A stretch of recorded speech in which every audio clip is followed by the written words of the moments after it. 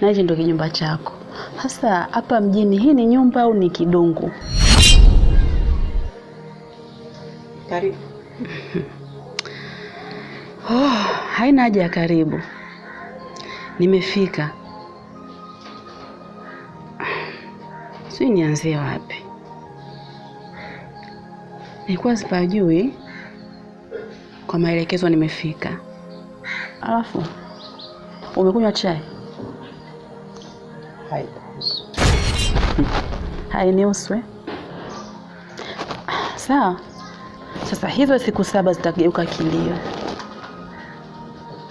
Zitageuka msiba.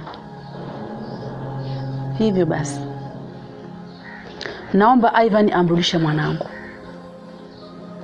Ndoa hakuna tena. Halafu mwanangu hawezi kuolewa katika nyumba maskini kama hii. Hii sura nilokuja nayo haitokuwa hii tena.